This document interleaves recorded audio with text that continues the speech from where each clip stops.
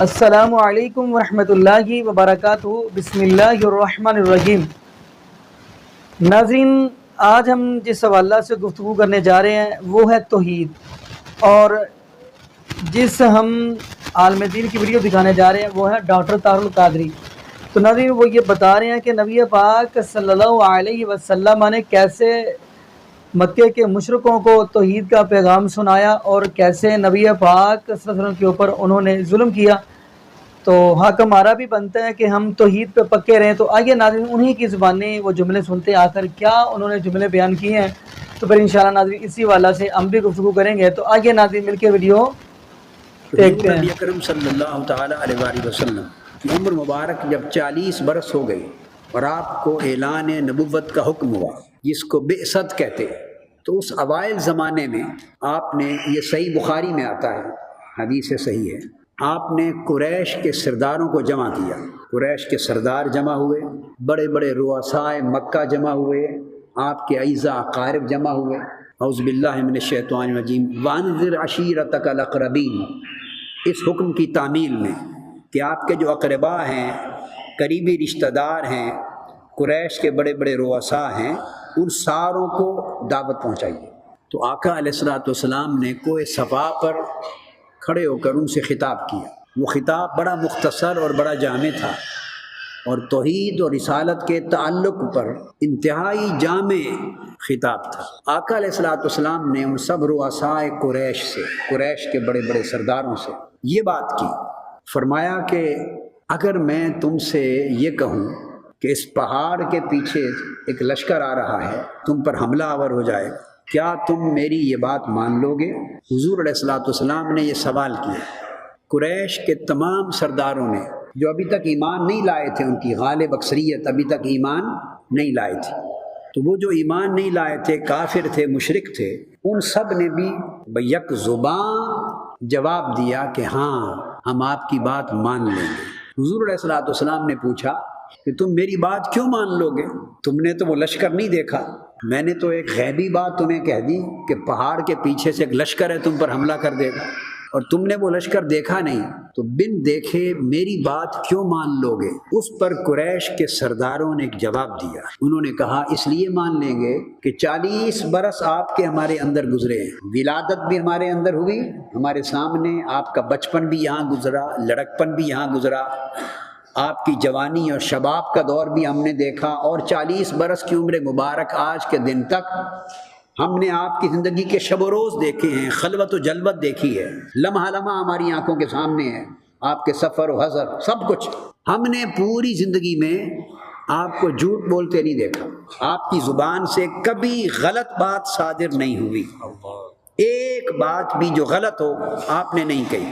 ہم نے آپ کو 40 برس میں صادق اور امین پایا، سچا پایا ہے۔ اب ہمارا اس بات پر چونکہ عقیدہ ہے کہ آپ سچے ہیں، آپ غلط بات نہیں کرتے، سو آپ کی سچائی کو ماننے کی وجہ سے جو خبر آپ دیں گے کہ لشکر آ رہا ہے پیچھے سے، ہم اس خبر کو سچا مان لیں گے۔ اس پر حضور علیہ السلام نے ان سے فرمایا اگر تم مجھے سچا مانتے ہو اور تمہارا یقین ہے میری سچائی پر، صداقت پر، اور میرے قول پر تمہارا اعتماد ہے، تو میں تمہیں یہ خبر دیتا ہوں کہ اللہ ایک ہے۔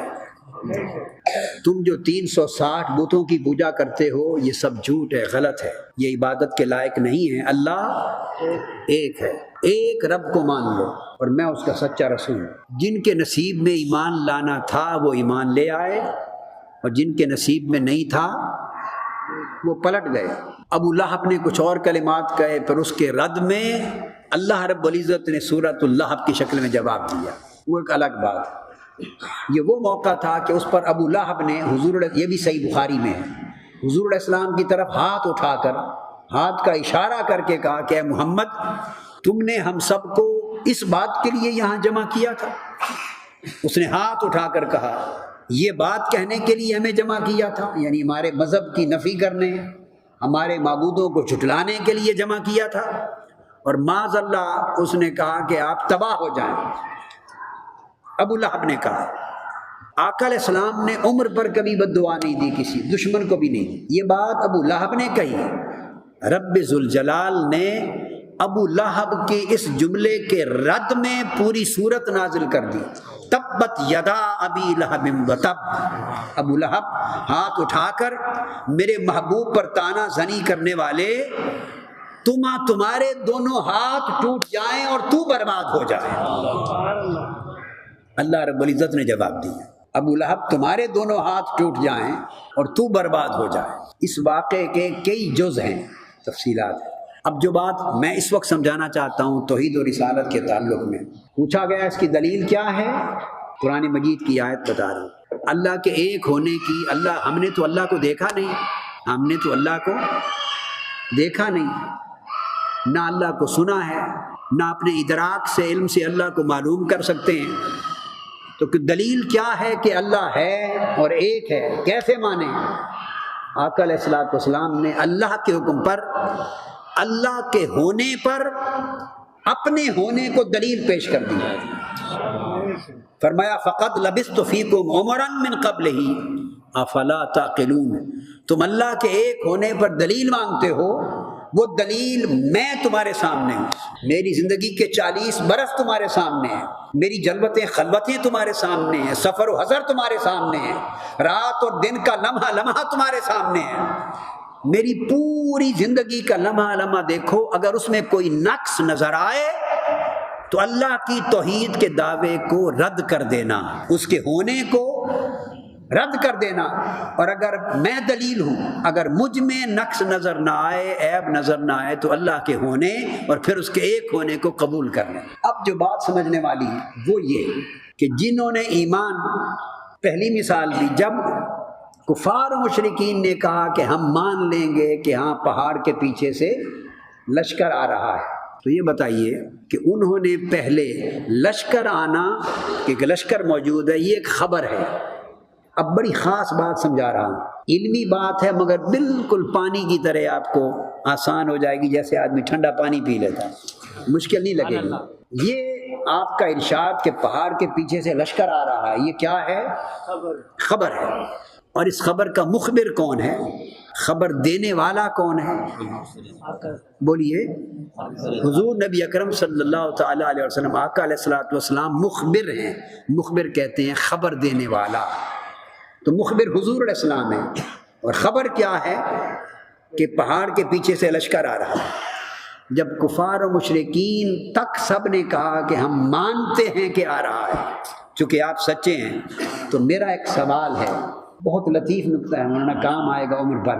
وہ یہ کہ انہوں نے پہلے خبر کو مانا یا پہلے مخبر کو مانا؟ سبحان اللہ، یہ بات پہلے کس کو مانا؟ ان کے سامنے مخبر کھڑا ہے، حضور علیہ الصلوۃ والسلام سب سامنے کھڑے ہیں اور خبر دے رہے ہیں کہ پہاڑ کے پیچھے سے لشکر آ رہا ہے، اور وہ جواب میں کہتے ہیں کہ ہم بن دیکھے مانتے ہیں، مان لیا۔ یہ جو خبر کو مانا، تو سوال یہ ہے سوچنے کی بات کہ پہلے انہوں نے خبر کو مانا یا مخبر کو مانا؟ اگر مخبر کو پہلے سچا نہ مانا ہوتا تو خبر پر یقین آتا؟ خبر کو مانتے؟ وہ خبر کو ماننے کے قابل تب ہوئے کہ پہلے ان کا یقین مخبر کی صداقت پر تھا، مخبر کے سچے ہونے پر تھا، تو مخبر کو مانا، تو مخبر کے ماننے نے انہیں خبر کے ماننے تک پہنچا دیا۔ مخبر کے ماننے نے انہیں خبر کے ماننے تک پہنچا دیا۔ اب آقا علیہ السلام نے توحید کے دعوے کے لیے یہ مثال دی تھی، جب ان سے کہلوا لیا کہ ہم مانتے ہیں تو فرمایا کہ اب اسی طرح مانو کہ اللہ ایک ہے۔ اللہ کو ایک ماننا توحید ہے۔ جب یہ فرمایا کہ اللہ ایک ہے تو بولیے یہ کیا ہوئی؟ یہ خبر ہوئی یا مخبر ہوا؟ جب فرمایا اللہ ایک ہے تو یہ کیا ہوئی؟ یہ خبر ہوئی۔ اللہ ایک ہے، یہ کیا ہوئی؟ خبر۔ اس خبر کا مخبر کون ہوا؟ قرآن سورہ بقرہ میں کہتا ہے الذین یؤمنون بالغیب، متقی وہ لوگ ہیں جو بن دیکھے مان لیتے ہیں، اللہ کو بن دیکھے مانتے ہیں، آخرت کو بن دیکھے مانتے ہیں، ملائکہ کو بن دیکھے مانتے ہیں، بعث بعد الموت کو بن دیکھے مانتے ہیں، قبر میں حساب و کتاب ہوگا بن دیکھے مانتے ہیں، قیامت کے دن اٹھائے جائیں گے سب کچھ، بولیے بن دیکھے مانتے ہیں۔ نامہ اعمال کھلیں گے، سب کچھ بن دیکھے مانتے ہیں۔ کیوں؟ کہ قرآن نے بتا دیا۔ تو قرآن کو کیسے مانتے ہیں؟ حضور نے بتایا یہ قرآن ہے، یہ مجھ پہ نازل ہوا۔ تو سوال یہ ہے کہ جب فرمایا اللہ ایک ہے تو یہ تو ہوئی خبر، تو جو اس خبر پر ایمان لائے انہوں نے پہلے مخبر کو مانا یا خبر کو مانا؟ بولیے، مخبر کو مانا۔ اگر مخبر کی سچائی پر، مخبر کی صداقت پر، مخبر کے حق ہونے پر یقین اور ایمان نہ ہو تو جو خبر وہ دے رہا ہے اس خبر کو مانا نہیں جا سکتا۔ تو توحید، اللہ کی وحدانیت، اس کا ایک ہونا، اس کو ماننا یہ خبر تھی، اور اس کی خبر دینا یہ رسالت ہے۔ اللہ کا ایک ہونا، ایک ہونے کو ماننا یہ توحید ہے، اور اللہ کے ایک ہونے کی خبر دینا یہ رسالت ہے، اور وہ خبر دینے والا مخبر ہے، اس مخبر کا نام رسول ہے۔ اس لیے اللہ پاک نے فرمایا محبوب انہوں نے مجھے تو دیکھا نہیں، میں نہ ان کے حواس میں آ سکتا ہوں، نہ آنکھوں سے دیکھ سکتے ہیں، نہ کانوں سے سن سکتے ہیں، نہ مجھے ہاتھوں سے چھو سکتے ہیں، نہ ناک سے سونگھ سکتے ہیں، نہ زبان سے چکھ سکتے ہیں، میں تو ان کے حواس سے باورا ہوں، میں تو ان کی عقل میں بھی نہیں آ سکتا، میں تو ان کے حواس سے خمسہ میں نہیں آ سکتا، ان کی عقل میں نہیں آ سکتا، ان کے وجدان میں نہیں آ سکتا، ان کا ذوق، ان کا وجدان، ان کی فراست، ان کی بصیرت، ان کے حواس، ان کی عقل و خرد، کوئی ذریعہ مجھے جان نہیں سکتا، کہ جنہوں نے مجھے عقل سے جاننے کی کوشش کی وہ گمراہ ہو گئے۔